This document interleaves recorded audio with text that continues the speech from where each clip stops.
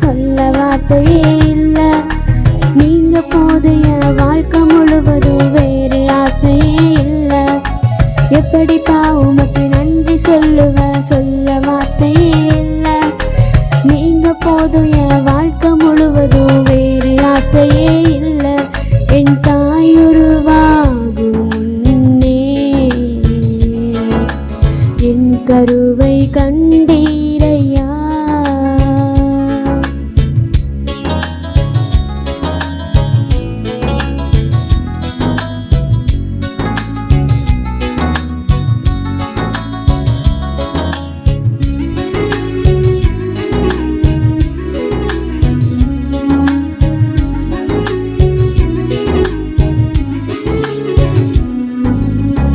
எலும்புகள் உருவாகல, நரம்புகள் உருவாகல, தசைகள் உருவாகல, தரிசனம் உருவானதே.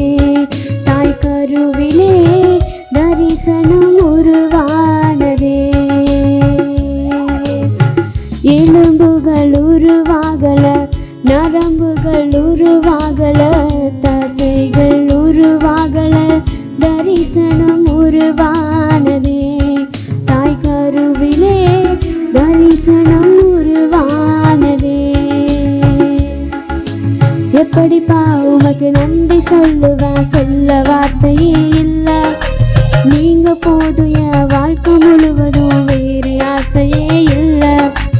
எப்படிப்பா உமக்கு நன்றி சொல்லுவேன், சொல்ல வார்த்தையே இல்லை. நீங்க போதும் என் வாழ்க்கை முழுவதும் வேறு ஆசையே இல்லை.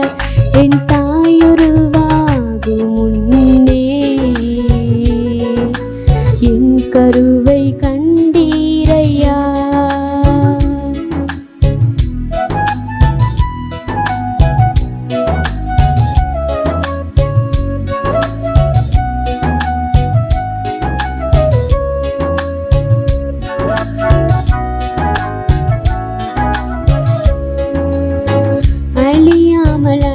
கொண்டு களையாமல் காத்து கொண்டு குறைவின்றி பிறக்க செய்தீர். பத்திரமாய் என்னை சுமந்தீரே. தாய் கருவிலே பத்திரமாய் என்னை சுமந்தீரே. அழியாமல் அணைத்து கொண்டீர், களையாமல் காத்து கொண்டீர், குறைவின்றி பிறக்க செய்தீர். பத்திரமாய் என்னை சுமந்தீரே. தாய் கருவிலே பத்திரமாய் என்னை சுமந்தீரே. எப்படிப்பா உமக்கு நன்றி சொல்லுவேன், சொல்ல வார்த்தையே இல்லை. நீங்க போதும் என் வாழ்க்கை முழுவதும் வேறு ஆசையே இல்லை. எப்படிப்பா உமக்கு நன்றி சொல்லுவேன், சொல்ல வார்த்தையே இல்லை. நீங்க போதும் என் வாழ்க்கை முழுவதும் வேறு ஆசையே இல்லை. என் தாயுருவாகும் முன்னே என் கருவை கண்டீரையா. என் பெயர் உருவாகும் முன்னே பெயர் சொல்லி அழைத்தீரையா. என் தாயுருவாகும் முன்னே என் கருவை கண்டீரையா. என் பெயர் உருவாகும் முன்னே பெயர் சொல்லி அழைத்தீரையா. Praise the Lord. நிகழ்ச்சிக்கு உங்களை அன்போடு கூட வரவேற்கிறேன். கர்த்தரை துதியுங்கள், அவர் நல்லவர், அவர் கிருபை என்றும் உள்ளது. இந்த அருமையான நேரத்திலும் கூட கர்த்தருடைய வார்த்தையை நான் உங்களுக்கு கொடுக்க விரும்புகிறேன். எப்படிப்பா உமக்கு நான் நன்றி சொல்லுவேன். தாய் கருவிலே உருவாகிறதற்கு முன்பதாகவே என்னை நீர் திட்டமிட்டீர் என்று ஒரு பாடலை நாம் கேட்டோம். அன்பானவர்களே, நீங்களும் நானும் பிறப்பதற்கு முன்பதாக, எலும்புகள் உருவாவதற்கு முன்பதாக என்ற வார்த்தையை கேள்விப்பட்ட காலம் போய் தாய் உருவாகிறதுக்கு முன்னாலேயே கர்த்தர் என்னை தெரிந்து கொண்டார் என்று யோசித்த பொழுது ஆதியாமத்தின் புஸ்தகத்திலே ஒரு அருமையான வாழ்க்கையை நாம் பார்க்கிறோம். ஆதியாமத்தின் புஸ்தகம் 5ஆம் அதிகாரத்திலே நோவா என்கிற ஒரு மனிதனை பார்க்கிறோம். அவனுக்கு கர்த்தருடைய கண்களில் கிருபை கிடைத்தது.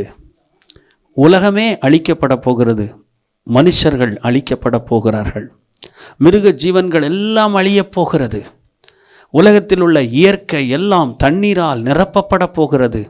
அவ்வளோ பெரிய அழிவுக்கு முன்பதாக ஆண்டவருடைய முன் அறிவு என்று சொல்லுகிறதான அவருடைய இயற்கைக்கு அப்பாற்பட்ட ஞானத்தின் திட்டம்தான் இந்த நோவா.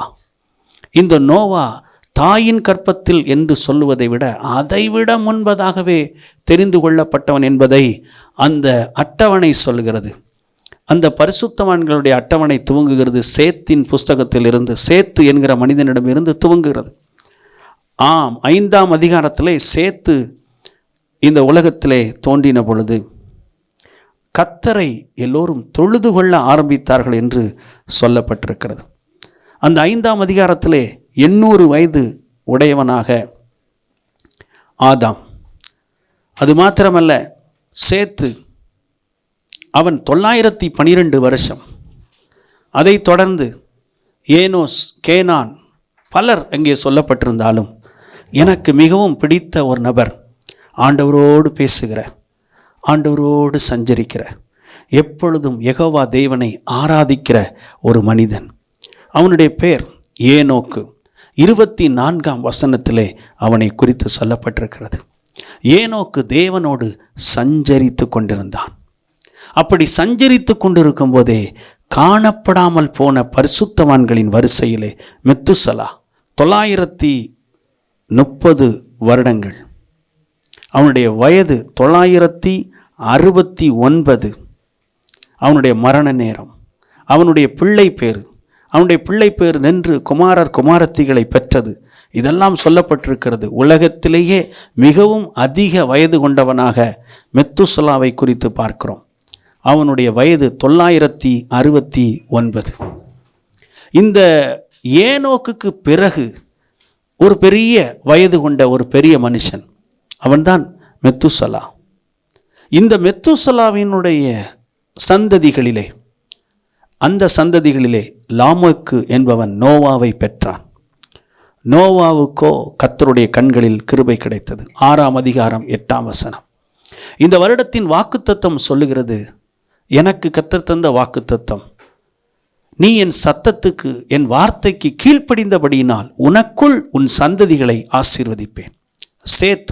சேத்துக்கு பிறகு நாம் பிரபலமாய் கருதுகிற ஏனோக்கு, மிக அதிக வயது கொண்ட மெத்துசலா, அதற்கு பின்பு நோவா.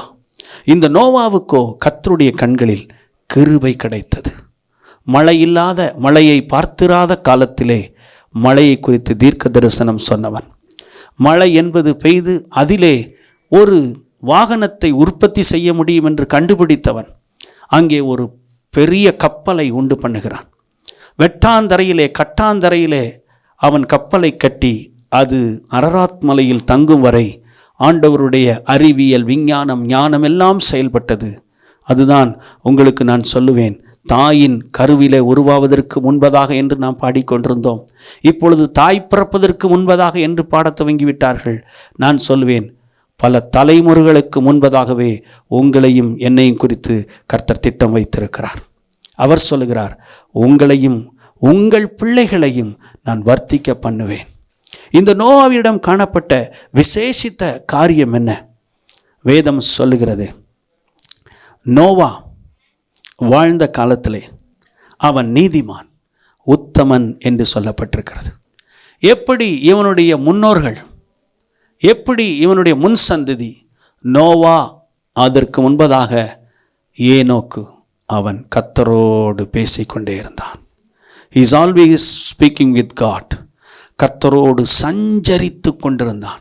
அவர் பேசுவதும் இவர் கேட்பதும், இவர் கேட்பதும் அவர் பேசுவதும். ஆண்டவரோடு அவன் பேசினதினாலே முழு உலகத்திலுக்கும் ஒரு புதிய சந்ததியாக இவனுக்குள்ளிருந்து சேம், காம், யாப்பேத்து என்கிறதான அவனுடைய சந்ததியிலிருந்து புதிய வானத்திற்குள், புதிய பூமிக்குள் பிரவேசித்தார்களே. எந்த அளவுக்கு மிக அருமையான மிருக ஜீவன்களை பாதுகாக்கும் ஒரு பெரிய கப்பல், அதனுடைய அடித்தட்டு எப்படி இருக்க வேண்டும், மேல்தட்டு எப்படி இருக்க வேண்டும், அதனுடைய நீளம் எவ்வளவு இருக்க வேண்டும், எல்லாவற்றையும் ஆண்டவர் அவனோடு சஞ்சரித்தார் என்றால் முழுக்க முழுக்க அருமையான திட்டமிடுகிற தேவன் இவனோடு பேசுவதும் இவனை உருவாக்குவதும் இவனை கொண்டு புதுப்பிப்பதுமான பெரிய காரியங்களை செய்தார். ஒரு நீதிமானுக்குள்ளிருந்து ஆண்டவர் புதுப்பிக்கிற வேலையை செய்கிறார். ஒரு நீதிமானுக்குள்ளிருந்து உருவாக்குகிற வேலையை செய்கிறார். உங்களுக்குள்ளும் எனக்குள்ளும் அதை செய்ய விரும்புகிறார். அன்பானவர்களே, அதற்கு அவர் கொடுத்ததான எலிஜிபிலிட்டி இல்லென்றால் ஒரு தேர்வு, அந்த தேர்வுக்கான ஒரு தகுதி என்னவென்று பார்த்தால் வேதம் சொல்லுகிறது, தன் காலத்தில் இருந்தவர்களுக்குள்ளே இந்த 2024 பிறந்து இந்த 2024 நாம் இவர்களுக்குள்ளே வாழுகிறோம்.